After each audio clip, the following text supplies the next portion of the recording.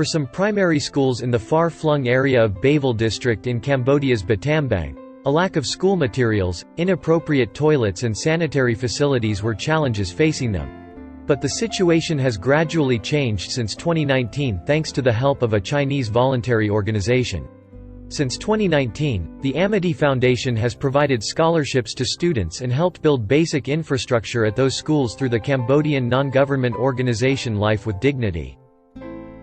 អង្គការជីវិតថ្ងៃចូលយើងបានទទួលជំនួយពី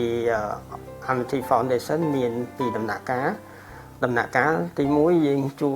ទទួលបានអាហារូបករណ៍ជួយទៅលើសិស្ស310នាក់ក្នុងនោះមានស្រី167នាក់ហើយនៅក្នុងអាហារូបករណ៍នេះយើងមានសម្ភារៈសម្រាប់សិស្សហើយនិងសម្ភារៈសម្រាប់ការពារ COVID ហើយនៅក្នុងនោះមានថវិកាមួយចំនួនដែលជួយទៅដល់សិស្សក្រីក្រនៅក្នុងតំបន់នោះដែរ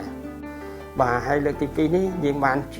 ទទួលជំនួយពីគាត់មួយទៀតគឺតកតងនឹងការសាងសង់ប្រគុណសាងសង់កន្លែងលាងដៃហើយនិងសាងសង់ប្រព័ន្ធទឹកនៅក្នុង3សាលាអង្គការចិនបាននាំក្តីសង្ឃឹមថ្មីដល់ពួកគាត់ហើយខ្ញុំជឿថាពេលដែលក្មេងទាំងនេះធំឡើងពួកគាត់នឹងក្លាយជាធនធានមនុស្សដ៏មានតម្លៃសម្រាប់ក្រុមគ្រួសារនិងប្រទេសជាតិ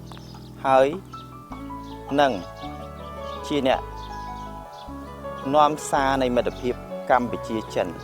យើងខ្ញុំរំភើបចិត្តណាស់ដែលទទួលបានសម្ភារៈសិក្សាបន្ទប់ទឹកកន្លែងលាងដៃនិងស្តែនទឹកពី Amity